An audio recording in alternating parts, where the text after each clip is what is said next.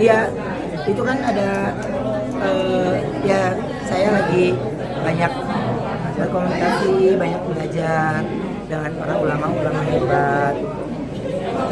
Kan kita belajar mah dari manapun ya. Yang penting sepaham, yang penting tidak mengganggu aktivitas beliau. Alhamdulillahnya semuanya selalu menyambut baik dan terus selalu saya kalau ditanya pengennya nggak punya rasa malu gitu karena ada hal-hal yang mungkin saya nggak tahu minimal dari ulama kita saya bisa banyak tahu Jadi agenda rutin ini kok. insya Allah ya mudah-mudahan itu jadi agenda rutin dan sekarang ini di sisa hidup saya cuma kepingin melakukan hal yang terbaik, membuang hal-hal yang buruk dan bisa menjadi ayah yang baik untuk ketiga anak saya.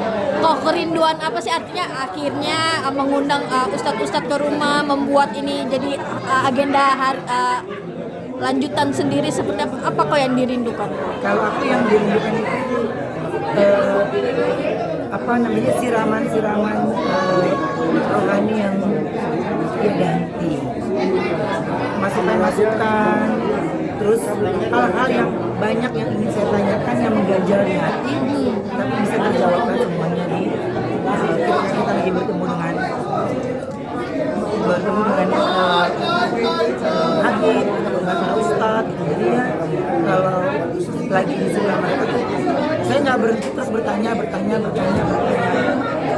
karena aku yakin nggak hanya aku, pasti banyak juga di luar sana yang kepingin belajar lebih banyak lagi. Pemilihan ulamanya sendiri kok, mungkin dari Koko sendiri atau ada dari input ulama yang dihadirkan? Kalau enggak ada campur-campur ya. Jadi ada yang dari beliau, ada yang DM, ada juga dari akun luar.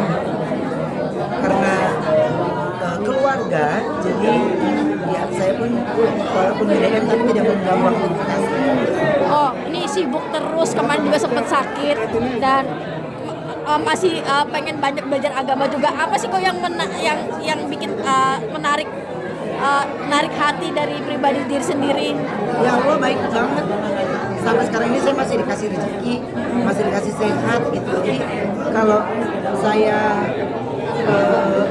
tidak banyak belajar dari hal-hal yang saya tahu, nanti ya percuma kan.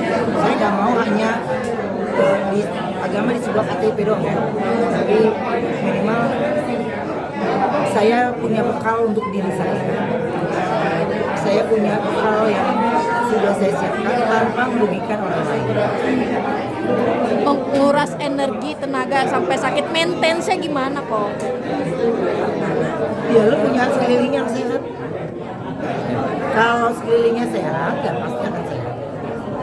Dalam arti pekerjaan juga kan kita harus benar-benar ada hal-hal yang menurut saya kita nggak bisa diri jangan dipaksa. Karena gue yakin gak hanya gue, banyak di luar sana pasti karena kerjaan akhirnya kena ke mental. Kalau media view nggak bagus, ratingnya bagus, ancaman.